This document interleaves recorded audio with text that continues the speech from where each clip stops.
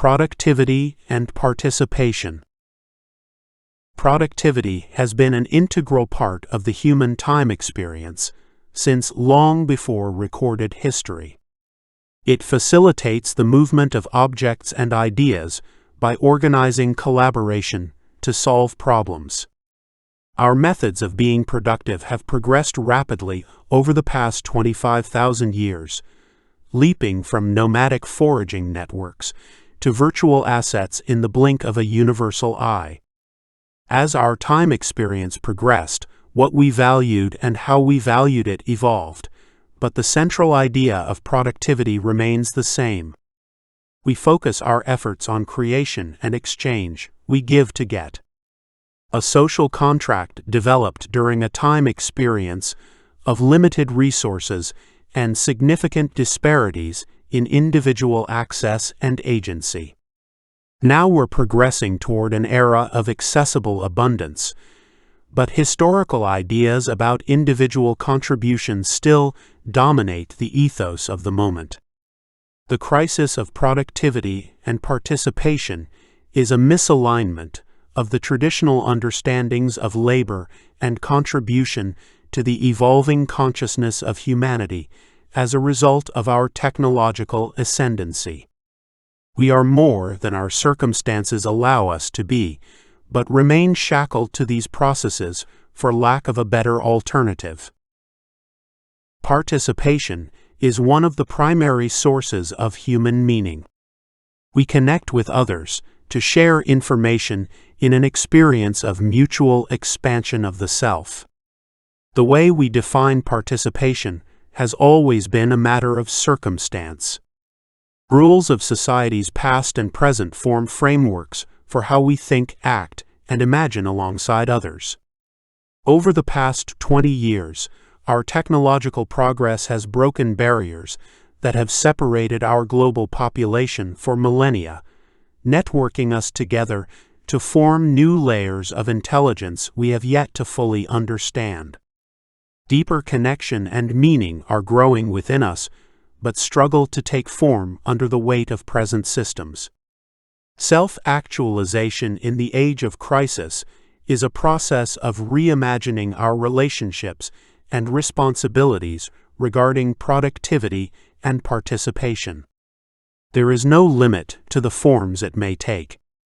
The individual should possess the power to ensure that the direction of their productivity and participation is both meaningful and at their discretion. Work and technology intertwine. They always have and they always will. The human time experience ensures that our productive activity as individuals and organizations is forever bound to the resources at our disposal within a given moment. Every new innovation opens new directions to express our creativity. Each empowers us to develop entirely new experiences for ourselves and others.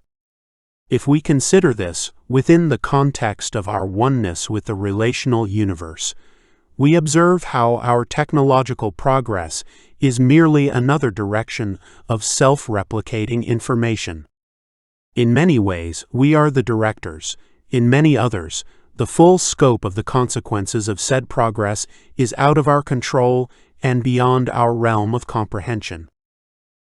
The economic verticals that direct our productivity and participation today are organized so that the majority of the benefits go to the few while the losses are spread amongst the many. This extreme imbalance continues to increase. Our political leaders laud free markets as the pinnacle of human freedom, while simultaneously propping up the failing industries of their corporate sponsors. We have long been propagandized to form emotional connections for or against specific forms of economic arrangement. Why? Because it maintains the existing concentrated power of the few. Right now we are choosing to limit ourselves. Single market maximalism also encourages a permanent underclass, and its preachers are always those who benefit the most by resisting change. We must stop worshipping our creations. To naturalize them is to ensure that many remain unable to transcend a time experience of permanent struggle. This is easier said than done, given the persistent propaganda the majority are exposed to, but aligning ourselves with the single truth and the relational universe requires a more experimentalist approach toward the organization of markets. The crisis of productivity and participation recognizes the distinct divisions of labor of the present. Some groups lack the ability to meaningfully contribute toward bettering society and themselves. A lack of ability in itself does not designate a crisis, but when combined with a lack of vital protections and opportunities for the individual to redefine and redirect their journey, many find themselves trapped in cycles of inescapable poverty. It's easy to observe displaced individuals from the outside and comment about their lack of grit or foresight, but doing so is extremely short-sighted. Technological progress will continue to eliminate traditionally secure employment. Machines will replace routine tasks of all levels of expertise.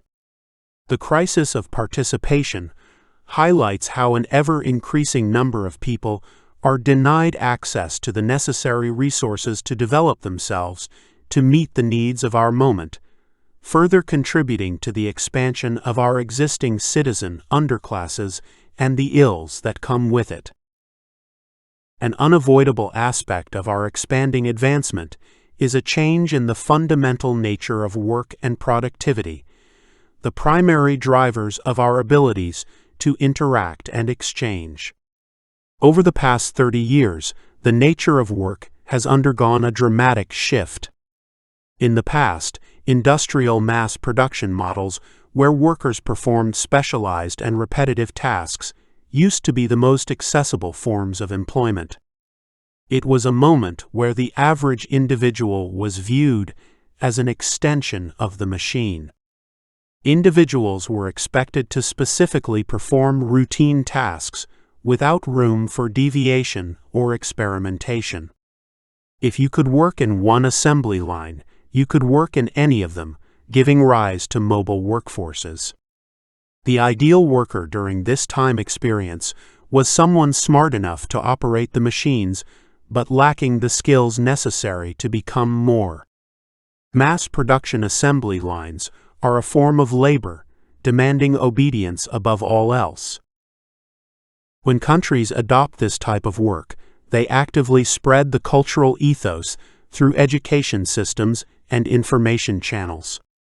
Eventually, corporations purchase the political sway necessary to outsource these manufacturing jobs overseas to labor markets, paying lower wages, claiming less taxes, and often employing measures that would be otherwise illegal, such as child labor.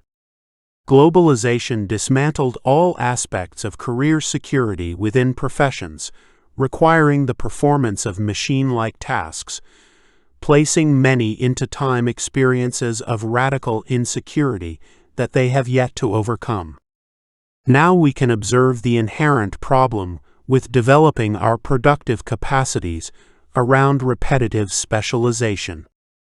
It is a form of productivity that leaves individuals perpetually vulnerable to disruption and offers few alternatives to apply the skill set elsewhere.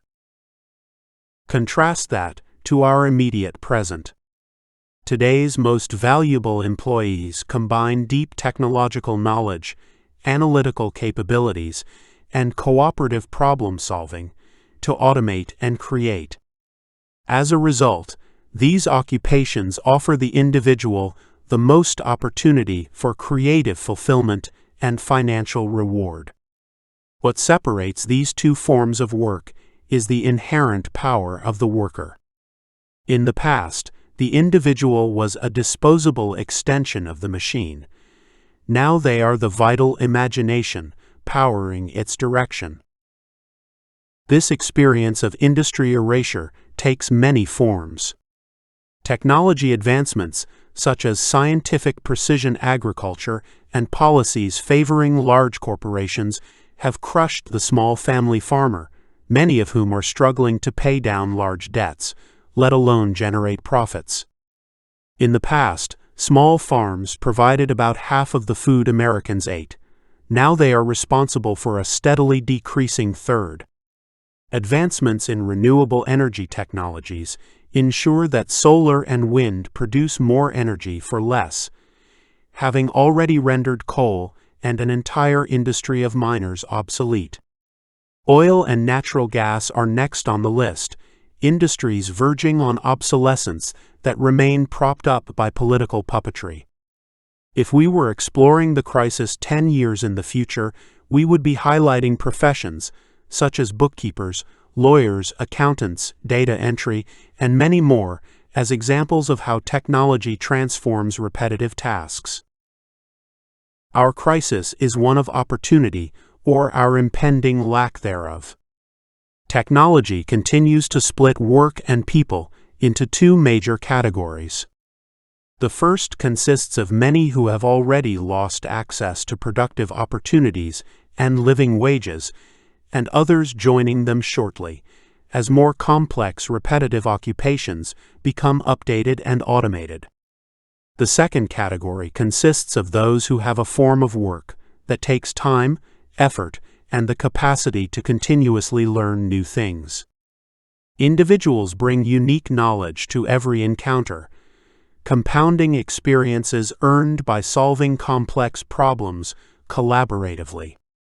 The most in-demand individuals within the immediate present are sought after as much for their ability to quickly learn new things as they are for their existing knowledge. Everyone is capable of this type of work, but many lack access to the educational and training systems necessary. The crisis of productivity and participation is rooted in the fact that political leadership refuses to address the issue, preferring to pretend that it simply does not exist. This problem isn't purely across generation lines. Many young adults suffer the same fate. If we don't make significant changes to the types of education and training infrastructures we offer for the collective, this trend of vastly disparate skills and opportunities will continue. When we consider the challenge through the lens of the single truth and the relational universe, the crisis of productivity and participation results in a significant squandering of our individual and collective potential, diminishing our divinity in the process. The most advanced form of work in the immediate present is within what is commonly referred to as the information or knowledge economy. A knowledge economy is an economic system where work requires highly skilled labor that is easily transferable between organizations. Like our previous example of the assembly worker, the skills people working in the knowledge economy develop are not organization dependent.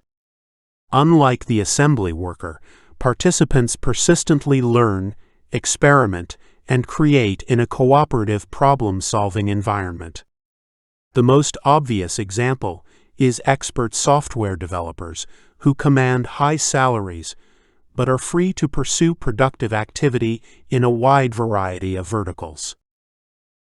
Central to the knowledge economy is the ability of organizations to highly customize the inputs and outputs of productive activity without requiring standardization. The future of work demands individuals capable of doing specific tasks without needing to conform to a set way of doing them. A blend of innovative experimentation and productivity creates a form of employment drawing from humanity's most powerful resource, our imagination. Historically, scientific advancements helped drive progress in productive activity and often occurred outside of corporations. Today, we can observe how, within the knowledge economy, production becomes a vehicle for scientific progress. An example would be new products and services that utilize machine learning. Each innovation builds upon advances in information technology while simultaneously pushing the envelope for what is possible with every new iteration. Another example would be the increasing efficiency of 3D printing, which allows people to go from ideation directly to creation, saving significant time and resources for prototyping and developing material goods through third parties. It's not an exaggeration to say that we are bearing witness to the infancy of replicator technologies that will be able to arrange matter on a molecular level. Both scenarios describe processes where the work of production and scientific discovery become intertwined, fundamentally redefining the nature of the labor involved. In the past, the only opportunity for companies to make leaps of progress was on the backs of technological or scientific breakthroughs outside of the organization. Today, many of these breakthroughs are created from within, developing a self-perpetuating process of innovation that eliminates the concept of diminishing returns. The interweaving of productivity and imagination, a way of organizing ourselves and our society, will profoundly impact our material and immaterial progress. Adding new technology to an organization that views human labor as cheap, repetitive work and follows traditional organizational hierarchies doesn't create a knowledge economy company. We could use any big-box retail conglomerate as an example. They have the capital to invest heavily in new practices and procedures, but no amount of technological innovation can act as a substitute for a business model that views human beings as cheap, disposable widgets. If an organization lacks the internal process to maximize the creative potential of the majority of its staff and chooses instead to rely on low-cost labor and external innovation, then they are not a knowledge economy company. When we apply our understanding of the changing nature of time, we might imagine that the knowledge economy is the natural trajectory of our technological advancement, a form of individual and systemic organization that occurs in parallel with our progress and will continue to spread through global economies, ushering in a new era of productivity and participation. Unfortunately, we know that's not true. Knowledge economy companies exist in many economic verticals already, but are isolated at the top of their respective industries. The market arrangements of our time have warped the impacts of this economic transformation into an aggressive power consolidation empowered by the continuous leveraging of network effects. Consider how major platform companies presently operate. They provide free services in order to track, catalog, and manipulate the user base through algorithmic advertising. Social platform companies rely on outdated intellectual property laws that do not classify a user's data as their personal property. They sell information that they do not pay for and should not have ownership of.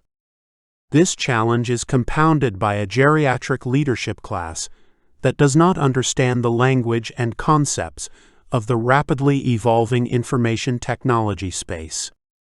The most popular material goods platforms exert monopolistic control over many market verticals, and small and medium-sized competitors with higher fixed costs cannot compete. When routine work is required and a machine is unavailable, the labor is often outsourced to countries where individuals labor for fractions of their worth. Many of our most powerful knowledge economy organizations have become rent extractors. Their main value proposition is that many smaller companies cannot afford to avoid using their platform. This intersection of inadequate laws governing access to the knowledge economy and a political class whose primary objective is to enrich themselves amplifies our crisis by preventing the actions necessary to spread this new form of work throughout the world. It is a failure to take advantage of what is already here, powered by the few who benefit the most from the existing arrangements. Automation and the changing nature of work isn't a new idea, so we might ask ourselves if it's worthy of being labeled a crisis. After all, history tells us that the most advanced forms of work have changed on several occasions, and societies have found ways to adapt. The widespread expansion of progress disrupts common ideas about economies, wealth, and work. Where our present moment differs from history is our lack of available shortcuts to transition.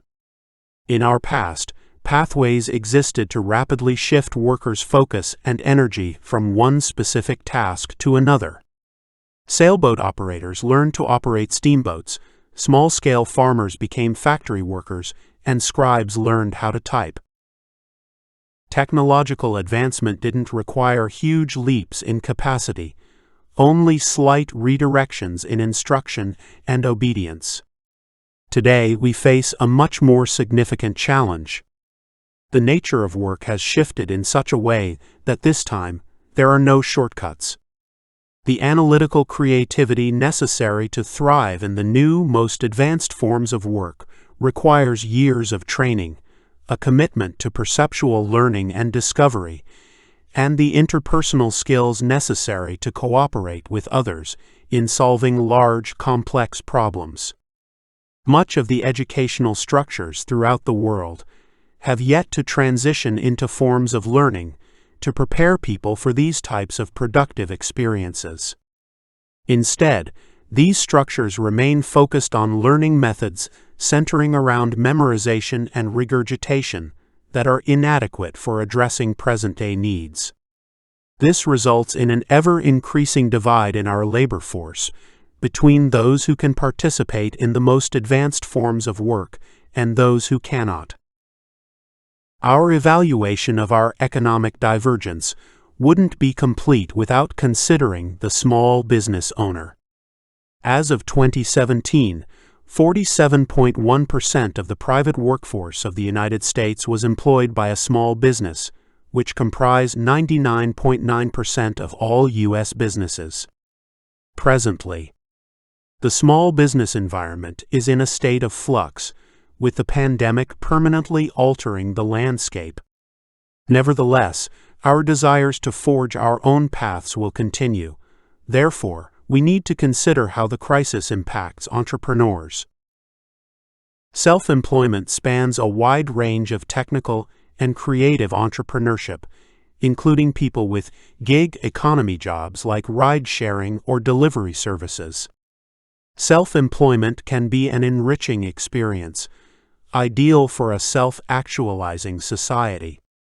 Unfortunately, for many today, starting a small business is a significantly worse option than taking on a job for wages because of the price of failure and our legal organization surrounding the gig economy. The price of failure for any small business owner is serious financial struggle, a real risk when providing to a family. This barrier to participation is due to America's weak system of social safety nets. The U.S. prides itself on being the land of opportunity, but it is clear that the narrative only refers to those who can afford to take risks. Without expanding our rights to systemic protections, we will always limit our abilities to solve problems and imagine innovations. In doing so, we deny many the opportunities for creation. Systemic actualization is a process that will greatly empower small business owners. In times of increasing uncertainty, gig economy work continues to attract participants who have no alternatives. This type of labor is a form of entrepreneurship facilitated by large platform companies, where the worker is given a considerable degree of flexibility at the cost of traditional employment benefits and protections. It is promoted as a path to personal and financial freedom, framing the agreements in ways that seem beneficial to the contractor. The allure of controlling one's work hours conveniently glosses over how these arrangements are forms of self-employment, where the worker bears all the risks and none of the benefits of entrepreneurship. Attempting to resist these grossly unequal labor arrangements is always met with well-funded resistance by the benefiting organizations. Gig platforms supporting contract work will always support economic and legal structures that disproportionately favor existing capital holders at the expense of the people doing the actual work. Although these trends are disturbing, they will become much more extreme soon. The pandemic is speeding up the implementation of automation technologies in response to the risks and restrictions surrounding crowded workspaces. Under the right legal frameworks, the automation of routine tasks can be one of the best things that have ever happened to our society. The alternative option of confining all productivity to a single set of existing laws of property and contract, supporting the expansion of crisis, ensures that only a tiny fraction of our population will own the machines, determine their uses, and reap the benefits of our collective progress. Participating in transaction economies requires two or more parties with adequate resources to exchange. As we continue to automate production and service worldwide, we will face an oversupply crisis. Machines will not be purchasing any of the goods they create and will not order any of the food they serve. American economics, as we understand them today, has always been about workers being able to participate in the market directly with the wages they earn. If our modes of production do not offer people the resources necessary to exchange, there can be no functioning system of economic participation. We stand at a unique crossroads in our history. In the past, we had to apply technology to a purpose. At this moment, we're rapidly developing technologies that can apply themselves. These problem-solving machines multiply our capacity to transform beyond anything we ever imagined possible.